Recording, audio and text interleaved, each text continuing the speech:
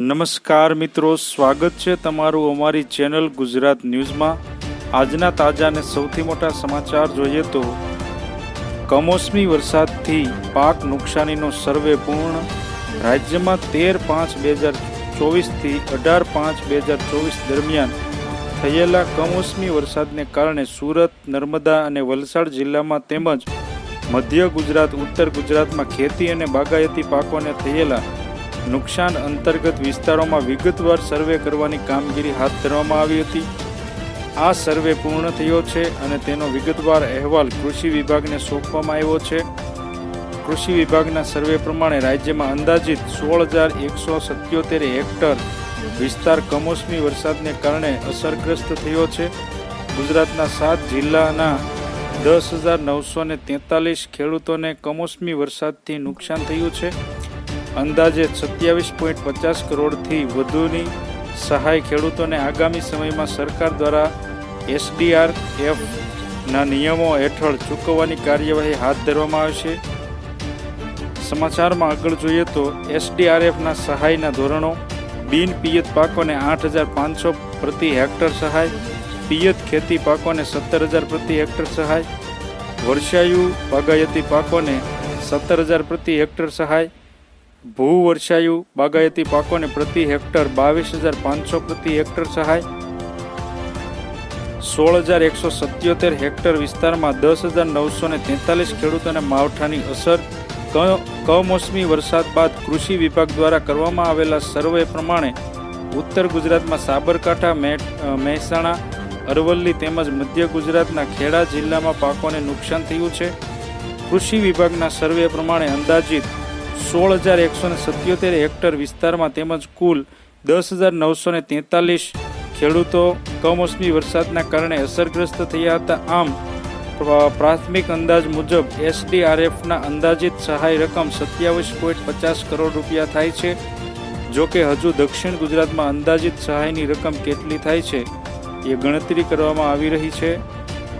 સમાચારમાં આગળ જોઈએ તો ઘઉં, જીરું, વરિયાળી, તમાકુ જેવા પાક અસરગ્રસ્ત થયા હોય તો તેવા વિસ્તાર, જિલ્લો અને તાલુકા નુકસાન હેક્ટરમાં: સાબરકાંઠા જિલ્લાના ઈડર અને વડાલી તાલુકામાં 4268 હેક્ટર, અરવલ્લી જિલ્લામાં મોડાસા, ભિલોડા અને બાયડ તાલુકામાં 838 હેક્ટર,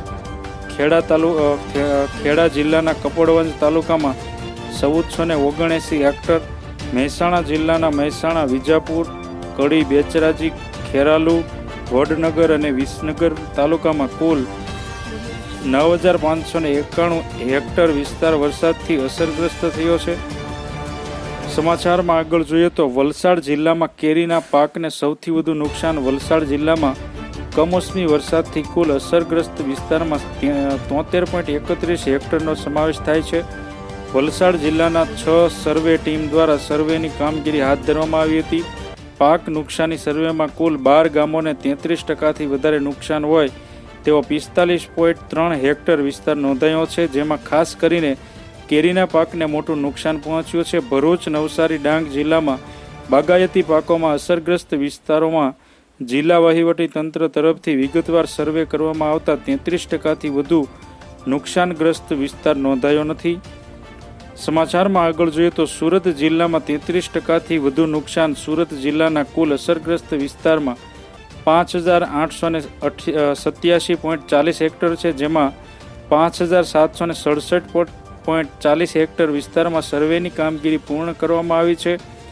સુરત જિલ્લામાં અસરગ્રસ્ત વિસ્તારમાં 33%થી વધુ નુકસાન થયું હોય તેવા 551.10 હેક્ટરનો સમાવેશ થાય છે। સુરત જિલ્લામાં કુલ 183 અસરગ્રસ્ત ગામમાં 20 ટીમ દ્વારા સર્વેની કામગીરી કરવામાં આવી હતી। સુરત જિલ્લામાં ડાંગ, મગ, તલ, કેળ, પપૈયા, આંબાના પાકને નુકસાન થયાનો અહેવાલ છે। નર્મદા જિલ્લાનો 1,479 હેક્ટર વિસ્તાર અસરગ્રસ્ત: નર્મદા જિલ્લામાં કુલ 1,479 હેક્ટર વિસ્તાર કમોસમી વરસાદથી અસરગ્રસ્ત થયો છે। આ તમામ વિસ્તારમાં 3 સર્વે ટીમ દ્વારા સર્વેની કામગીરી પૂર્ણ કરવામાં આવી હતી। આ જિલ્લામાં 12 ગામમાં 33%થી વધારે નુકસાન થયું હોય તેવા 951 હેક્ટર વિસ્તાર નોંધાયો છે। નર્મદા જિલ્લામાં કેળ અને પપૈયા જેવા બાગાયતી પાકને નુકસાન પહોંચવા હોવાનો અહેવાલ છે।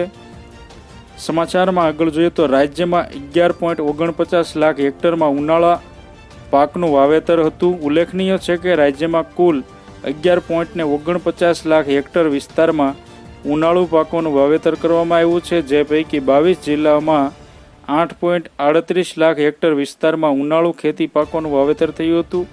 આ પાકોમાં મુખ્યત્વે ડાંગર, બાજરી, મગ, મગફળી અને તલ જેવા પાકોનું વાવેતર કરવામાં આવ્યું હતું. ઉનાળુ બાજરી કાપણી અવસ્થામાં હતી. ઉનાળુ તલ પાક પરિપક્વ અવસ્થામાં અને કાપણી અવસ્થામાં હતા. ઉનાળુ મગ કાપણી અવસ્થામાં હતા. ઉનાળુ મગફળી અને ઉનાળુ ડાંગર પણ કાપણી અવસ્થામાં હતા. એવા સંજોગોમાં માવઠું આવતા ખેડૂતોને પીડા પર પાટું જેવી સ્થિતિ સર્જાય છે. આથી જો તમે અમારી ચેનલમાં નવા છો તો અમારી ચેનલને સબસ્ક્રાઈબ કરી લેજો, જેથી તમને અમારા નવા વિડીયોની માહિતી મળતી રહે.